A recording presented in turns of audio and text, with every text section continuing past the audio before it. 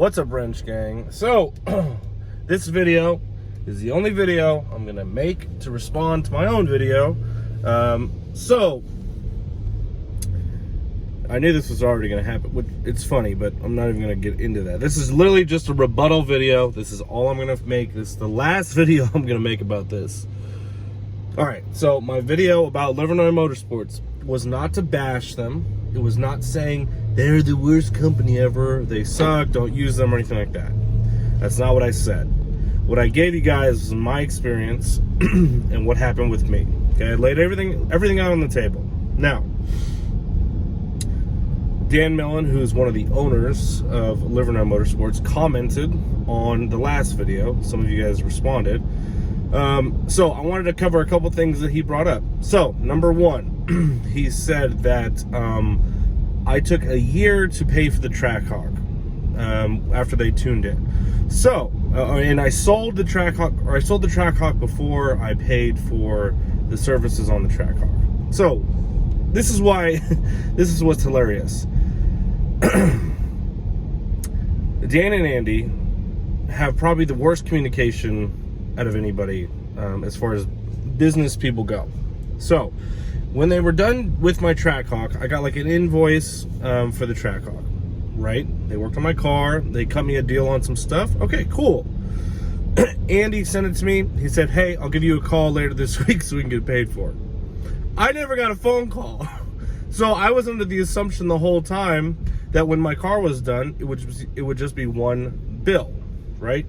So that's what happened with that. They never called me, so I'm like, okay, well, it's not my responsibility as the customer to call them and say, hey, you guys gonna charge me for my car? That's what happened with that. And again, this comes back to one of the things that they don't do very well, which is communication, okay? So, the other thing he brought up was that when my buddy went up there and they wouldn't release my car because I didn't pay for the Trackhawk stuff. Correct. I was overwhelmed that I had to pay all of this up front when I originally talked to them about making payments because of me opening the gym. That's the conversation I had with them. They said it was going to be fine. Okay, no big deal. Right? Now, obviously, I didn't know what the transmission was going to cost. I knew I would have to pay for the transmission, but I didn't know what it was going to cost. Had no clue. No one was ever telling me, hey, this is how much it's going to cost. Do you want to do it?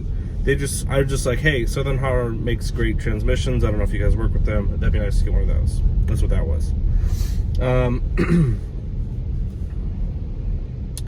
So, the other thing is, and again, this is just going to be short and sweet. This is raw, so, you know, please be all right with that. The other thing he said was about the nitrous thing. Okay, listen. I have seen, and I know, because I have friends who own Chargers who have nitrous, who they load their car full of people and they go out street racing. We weren't even street racing. We were literally testing the kit. You could watch the video. I had Andy on the phone. I did exactly what he said. He never said, hey, make sure you're the only person in the car. Again, I've never used nitrous. I don't know how to use nitrous. I don't know anything about nitrous. So I was extremely scared. You could see in the video, I'm like fucking tripping because I'm like, oh my God, I don't want to blow my motor. And guess what happens? I blew my second motor. There is no reason that I shouldn't be able to have people in the car when I'm roll racing in Mexico, regardless if it's on nitrous or not. It doesn't make any sense to me. That was one thing that I was a little confused about. And the last thing I wanted to bring up was, that my car is a race car and I don't know how to treat it properly. Now, I'm not sure what your definition of a race car is, but just because a car has 1,000 wheel horsepower, it is not a race car. This is 2020. You can make 1,000 wheel horsepower very easily. C7 ZR1s, Red Eyes, Demons, Hellcats, Cadillac CTS-Vs, Mustangs. My brother's Mustang had a stock engine and a had a big turbo. His car wasn't a race car. You know, I give him shit about it. it's not a race car. That's one thing that really, I'm like, it's not a race car though. This is a full weight, 4,500 pound Charger Hellcat that is not a race car. It's not. Why? If I wanted a race car, to be honest with you, I would buy a race car. I don't want a race car. I want a street car.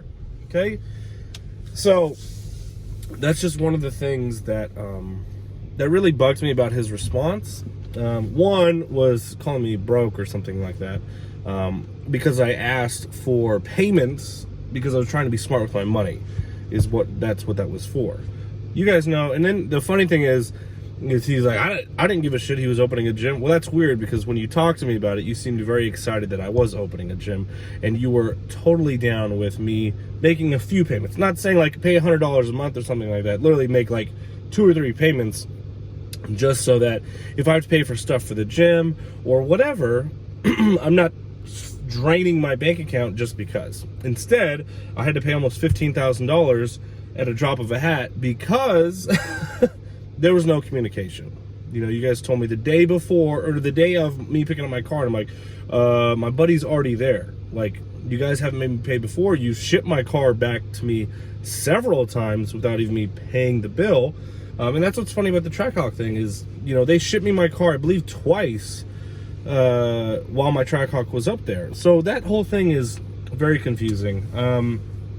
Listen, if I was Dan, I wouldn't even respond. There is no reason to respond. It is me giving my opinion of what happened with my car at the shop.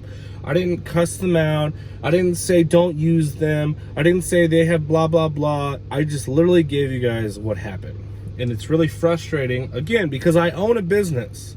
If someone made a video about that, I would comment, I'm sorry you had this situation. To be honest, like, you know, I never got an apology for taking the car too long or anything like that. There's one thing, though, I do want to bring up. So the TX2K thing, it was not completely their fault. Now, the nitrous was not done on my car. The one thing, though, that never showed up was the DSS axles, which are in my car now. So that TX2K thing was not totally their fault. Now, I still wanted to run my car. Andy kind of talked me out of it because, well, the nitrous still wasn't done. So that was the only thing in the last video that I needed to kind of clear up. It was not completely their fault. DSS really dropped the ball because it took like 4 months to get my axles. So I'm not talking about any of this ever again. That was one thing that I wanted to clear up, because my brother asked me this morning, he's like, what happened with the Trackhawk? I was like, they literally gave me an invoice, told me they'd call me, never called me, and then I was just assuming that I'd pay like when my car was done, which technically it's still not done. And that's the thing that I think is the most frustrating is I picked it up early because I knew it wasn't going to be done, and I'm trying to race. Like, I had to go spend a bunch of money to go to my new tuner, and it's very frustrating. Like, my car is literally still leaking oil. Like, I don't know why they wanted to do a nitrous fuel cell when they could have just told me to do an upgraded triple fuel pump. I would have much rather done that, because then I can do, if I do want to go turbo, I have the fuel system to support that. But again, I don't respect my car, supposedly. So I'm not going to take shots at Dan. I think Dan's a great guy. It's kind of frustrating to me the way that he responded and try and put my business out there. To me, that's not very professional, but that's okay. If that's what they want to do, that's fine. I don't have any problems with Dan or Andy or any of those guys over there. I think they're all awesome. It's just that for my goals with the car, I don't think that they have the capabilities of doing so, at least from what they've shown me. So that's why I decided to leave. There's nothing wrong with them. I like Dan as a guy, as a person. He's awesome. I liked Andy as a person. He's awesome. Whatever they do business-wise, that's their own thing. I'm just telling you what happened with their business. So, like, I like Dave over there, the shipping guy. He's fucking awesome. My buddy Colin, who works there, has been extremely helpful. So, again, I'm not making another video on this. I just wanted to give you guys my opinion, tell you guys what happened, and, you know, have I talked to Livernois about this? No, because I've talked to them several times, and every time I talk to them, I just get frustrated, I can't tell you how many times I've tried emailing or calling or texting Andy trying to figure out what the oil issue is. I've even texted Dan about what the oil issue is. I've gotten a response of, well, I don't know, check the oil filter. I'm like, it's not the oil filter. The oil filter is tight. Like, so I'm having to spend money and figure out stuff on my own when I got a car back that they said they went over completely, even though the nitrous wasn't done, but they went over completely, and my car was perfectly fine. So I'm not sure what happened there. And it's just frustrating to me that I paid money to have my car finished and it's not finished. I know the nitrous is not done. I get that, okay? The fuel cell is not in there. However, it's just frustrating that my car is still leaking oil. Very frustrating to me. So, anyways, that's it for the video. I'm not going to talk about this anymore because I know Dan wrote he's going to make a video.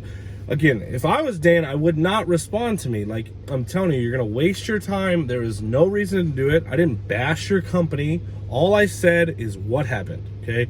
And that's all it is. My brother watched the whole video. He didn't say, oh, dude, you shouldn't have said that. Everybody on my channel knew this was coming. Everybody knew, okay? I've tried to be loyal to Livernois. I really have. It's just I got tired of being thrown under the fucking bus just back and forth, okay? If you want to use Livernois, that's awesome. Awesome. They will make your car what you want it to be. If you don't want to use them, awesome. Don't fucking use them. Anyways, I'm done. I'm not talking about this anymore. I'm getting back to normal programming. I need to make a video on this Trackhawk that I bought because I haven't done it yet. So, anyways, thank you guys for watching. No more drama. I'm just had a rebuttal before Dan makes his video, and I'm not responding to it. I don't give a shit what he says. I'm not doing anything. Thank you guys for watching. Thank you for supporting. My name is Kim Van Voors, and I'm out this bitch.